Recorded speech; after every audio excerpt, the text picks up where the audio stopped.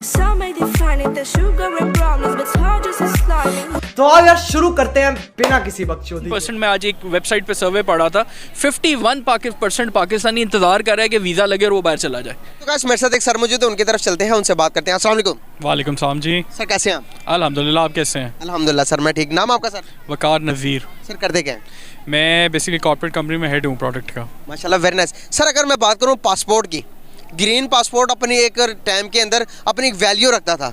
एक कंट्री के अंदर हमें तकरीबन से तकरीबन, अगर मैं गलत नहीं हूँ तो हमें 60 से 70 कंट्रीज़ के अंदर फ्री वीज़ा विदाउट वीज़े के जाने देते थे, लेकिन वो माइनस होकर हमारा वर्स्ट लास्ट के 10 पासपोर्ट से अंदर के रैंकिंग तीसरे नंबर पर आ रहा हमारा पासपोर्ट। अगर मैं बात करूँ इंडिया की रैंकिंग, इंडिया तकरीबन 120 कंट्रीज़ के अंदर फ्री वीज़े के जा सकता है।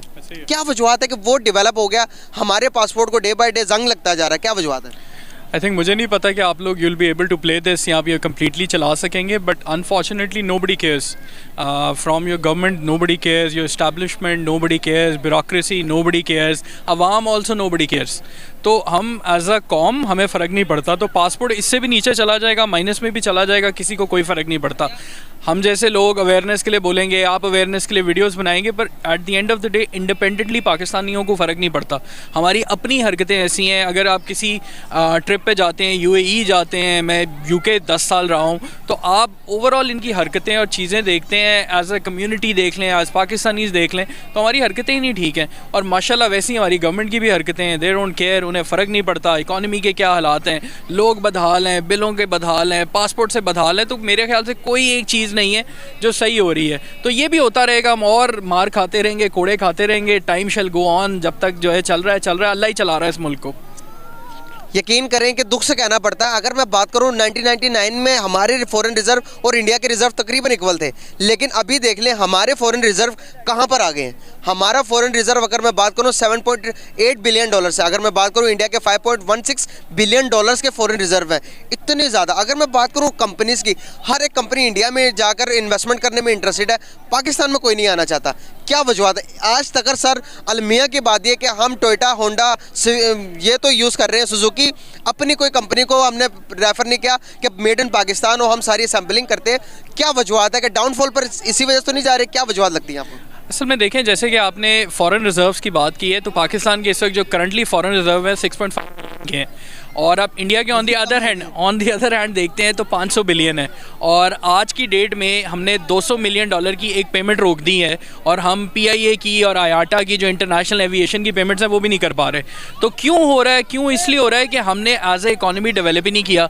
इंडिया को देखें, वो एज अ सर्विस इकॉनमी भी डेवलप हो रहे हैं, वो एज अ प्रोडक्ट इकॉनमी भी डेवलप हो रहे हैं। पाकिस्तान किसी भी तरह डेवलप नहीं हो रहा। हम इंपोर्ट कर रहे हैं, इंपोर्ट करी जा रहे हैं, महंगा बेची जा रहे हैं। आप सिंपल एक मिसाल ये देखें कि हम एज अ कॉम जो है चाय अफोर्ड नहीं कर सकते, चाहे हम वो भी नहीं छोड़ पाते। तो हमारे पास जो अभी $6.5 बिलियन भी पड़ा हुआ है, वो भी मांगे तांगे का पड़ा हुआ है। $3 बिलियन सऊदियों का पड़ा हुआ है, बाकी 3 जो है चाइना का, जो टेक्निकली डिफॉल्टेड स्टेट है। बट जैसे मैंने पहली वाले जवाब में भी कहा था, नोबडी केयर्स, किसी को कोई फ़र्क नहीं पड़ता। पावर गेम्स है, बल्कि गेम ऑफ थ्रोन्स चल रहा है पाकिस्तान में। सो गेम ऑफ पावर है, सबको पैसे चाहिए, सबके पैसे माशाल्लाह बाहर हैं।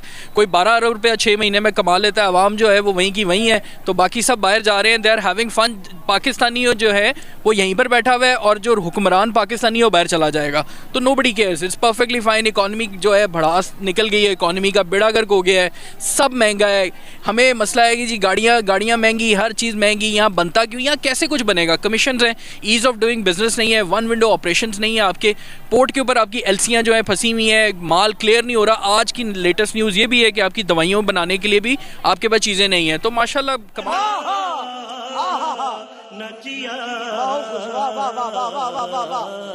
सर अगर मैं बात करता हूँ इसी बरक्स के, जब देखते हैं कि मुल्क के हालात श्रीलंका की तरफ होते हुए नज़र आ रहे हैं, श्रीलंका ने कोई अपना एक स्टेप अप नहीं लिया, हम भी उसी रास्ते पर चल रहे हैं। एक प्रेडिक्शन के मुताबिक 75% चांसेस है पाकिस्तान के बैंक करप्सी होने के। अभी तो मेरे ख्याल से वो भी हो गई है, पिछले मंथ की बता रहा हूँ। आप क्या समझते, क्या रही है आपकी इस बारे में? आई थिंक जहाँ तक तो आप कह रहे हैं बैंक करप्सी की बात है, वो तो बिल्कुल बैंक करप्ट तो हम ऑलरेडी हो चुके हैं। सर आपकी बात एक्यूरेट सही है, आपकी बात से मेरा दिमाग की बत्ती जली। मैं यकीन करें कि यही बात है कि अगर मैं नून लीके के पास जाता तो PDF को गाली निकालता, ये मुतय्यद हो ही नहीं सकते। क्या वजूहत है, हमारे दिमाग में इस तरह की चीज़ें क्यों भरी हुई हैं? क्योंकि हम जो है PTI वाले पहले हैं, हम PMLN वाले पहले हैं, हम फौजी ज़्यादा हैं, मगर हम पाकिस्तानी नहीं हैं। बस सबसे बड़ा मसला है the day we become Pakistani things will change.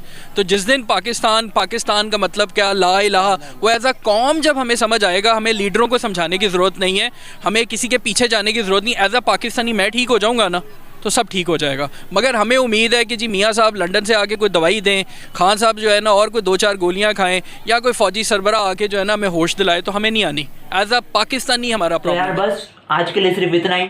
Some may define it, the sugar and problems, but it's hard just as slide.